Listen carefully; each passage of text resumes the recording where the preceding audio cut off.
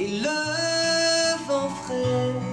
Par habitude, je te cherche sur le canapé. Dieu qu'elle est loin, la nuit de liesse où j'ai trouvé ta main. Adrien, bonsoir. On est là pour parler de ton show, Le piano perd les pédales, pour parler aussi un petit peu de toi. Grave. Et la première chose que j'ai envie de demander, ça fait quoi d'inaugurer le monde nouveau téléphone avec le spectacle ? Et bah c'est hyper chouette. Salut Aurélien, salut à tous du monde du ciné. Et ben écoute, ça fait quoi ? En fait, j'avais envie d'allier les nouvelles technologies. Maintenant, les gens sont tous avec leur téléphone. On a tous un téléphone, c'est un peu devenu notre troisième main, on est tous dessus. Et du coup, je me suis dit, pourquoi pas, on s'est dit avec Alex Good, mon metteur en scène, pourquoi pas allier le téléphone, les nouvelles technologies, à un spectacle. À chaque fois, au début des spectacles, on dit tout le temps, merci d'éteindre vos téléphones portables, prière d'éteindre vos téléphones ou de les mettre en mode silencieux. Et bien là, dans mon spectacle, ça commence à prière de ne surtout pas éteindre vos téléphones portables par respect pour l'artiste. Donc voilà, vous devez garder vos téléphones en main, allumés, et ils vont servir à la progression du spectacle. Donc c'est hyper excitant. Et si vous n'avez pas assez de batterie sur votre téléphone, on le rappelle, ils ont directement à l'entrée du spectacle la petite batterie avec toutes les connectiques possibles et inimaginables qui vous est fournie, prêtée. Vous repartez pas avec. Oui, je vous vois les voleurs de batterie. Eh ben oui, on s'est dit que forcément à la fin d'une journée, le spectacle est à 19h30. Donc forcément, moi je suis en rap de batterie à cette heure-là. Donc on s'est dit, voilà, à l'entrée, on va distribuer des batteries. Comme ça, ça vous assure la possibilité de jouer et d'écrire le spectacle avec moi toute la soirée. Qui est Michel ? Ah, Michel. Est-ce que vous savez qui est Michel ? Eh bien, Michel, il était avec nous sur ce plateau, sur cette image même. Il est là, Michel. Michel, c'est mon ours. C'est mon ours depuis toujours. Il me suit partout. Il me suit chez moi. Il me suit sur mes spectacles. Et du coup, tout comme le téléphone, j'ai décidé d'intégrer Michel à mon spectacle. Donc, il est toujours sur la scène. Il est toujours présent. Il m'aide. Quand je suis un peu stressé, il me rassure. Bon, là, il parle pas beaucoup. Il est un peu fatigué. Il vient de faire un spectacle. Il est un petit peu fatigué, Michou. Mais voilà, il est tout le temps là. Donc n'hésitez pas à venir voir Michel sur scène au Grand Point Virgule. Tu parles du Grand Point Virgule. Avant le Grand Point Virgule, il y a eu le Mélo d'Amélie. Est-ce que c'était attendu au début qu'il y ait un tel succès ? Est-ce que faire une émission comme The Voice, où tu as présenté au jury le numéro d'ouverture du piano perd les pédales, est-ce que tout ça aide ? Ah carrément, The Voice ça aide beaucoup. J'ai pas mal de gens qui me disaient à la sortie, vous avez vu dans The Voice, alors on est venu voir votre spectacle. Donc ça c'est trop cool, en plus c'était une superbe aventure. Alors coucou à Soprano, coucou à toute l'équipe de The Voice qui sont super cool. Et après on a commencé, j'ai commencé au Mélo d'Amélie. On a fait 4 mois au Mélo d'Amélie. Après là ça fait depuis septembre qu'on est au Grand Point Virgule. Et là, c'est prolongé jusqu'à fin décembre. Alors, je suis hyper content. Évidemment, on ne sait pas, c'est le saut dans l'inconnu quand on crée un spectacle. Mais je suis le plus heureux du monde avec Michel et toute mon équipe. On est trop contents.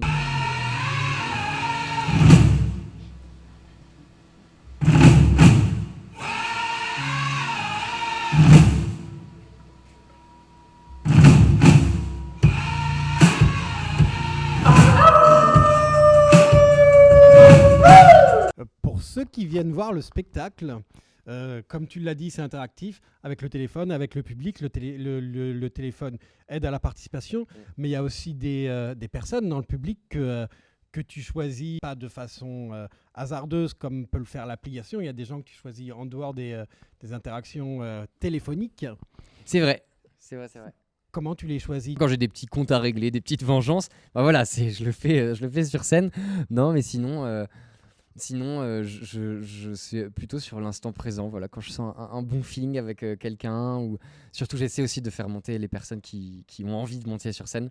Moi, je me souviens être à des spectacles d'humoristes ou être au premier rang et à prier pour pas monter sur scène quand t'es pas dans le mood ou quand t'as pas envie. Donc, vous inquiétez pas si vous venez. Si vous n'avez pas envie de monter sur scène, vous ne monterez pas sur scène. Vous inquiétez pas. On a un show qui est feel good, et ça, c'est un clin d'œil pour Alex, qui a dû s'absenter ce soir, mais qui était avec nous tout à l'heure. Mais il y a aussi des moments plus dans l'émotion avec certains titres de chansons. Ce soir, on a eu Big Flo et Oli. Ouais.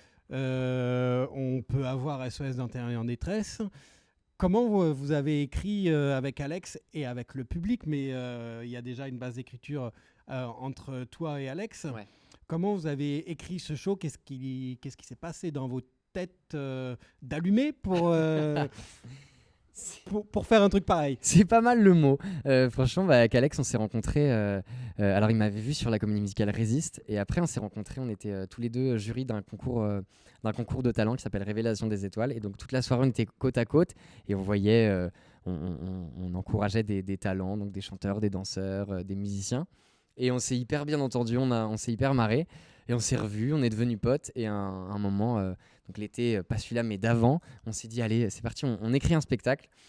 Et tu parlais d'allumer, et je pensais déjà avoir un petit grain de folie, mais Alex aussi. Et donc du coup, ça fait que quand il avait une idée, je surenchérissais. Quand j'avais une idée, il surenchérissait. Donc ça surenchérit.